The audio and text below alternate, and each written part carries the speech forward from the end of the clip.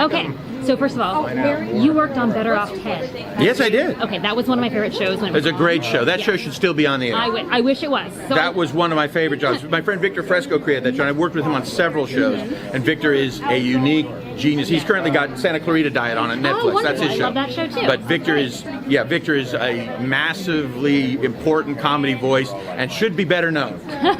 Well, I will try to make him more known in whatever way I can. No, he's great. Yeah, I loved the unique sort of like quirky comedy that set that show apart. It was great, and a little bit of kind of corporate satire and stuff. Yeah, no, it's just Victor's got a great comic voice. I love working with him. So, what would you say is the tone that sets The Kids Are All Right apart for you? I think that it's a little more kind of down to earth. It's a little more grounded in the reality of sort of a family and the sort of limitations of resources that a family this size has. The way the mandate to share and to share space, to share attention and love from mom and dad, to share pork chops at the table. I grew up in a family where we didn't always have a lot, but it wasn't like a grim thing. It was just sort of like, hey, don't be a schmuck. Don't eat all the cookies. Save some for somebody else. So a lot of the comedy come from your life experiences and your family growing up? Yeah, almost everything it has a real analog to something from my actual childhood. I mean, I did grow up in a family with 8 boys. Okay. And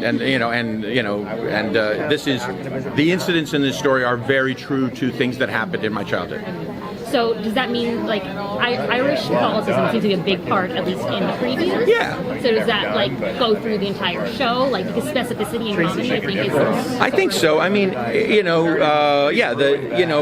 it just seems to work when we get specific, and so when we get in school, the kids will be going to Catholic school. It's not that they're going to be like celebrating St. Patrick's Day every week on the show, but there's something about Irish Catholic people. There's a sort of a dark sense of humor. There's a little bit of a morbidness.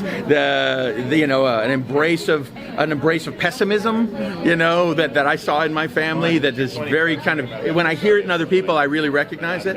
So to me, I hope that it speaks to everybody, but I'd like to know that people with a similar background are enjoying it on a different level. Right.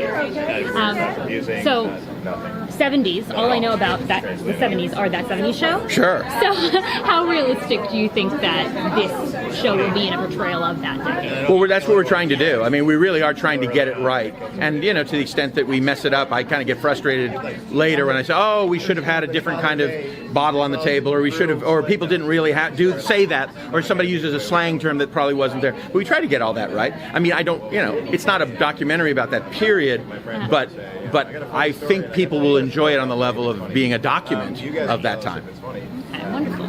Now, my final question is about Lawrence.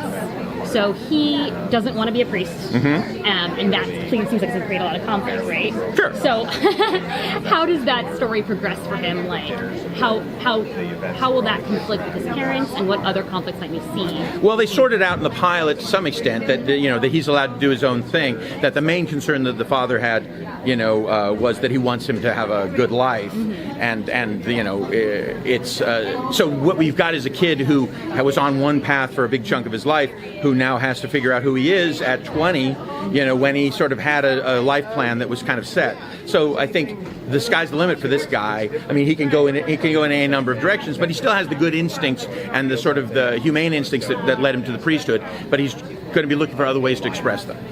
Thank you so much. Sure. Thank you.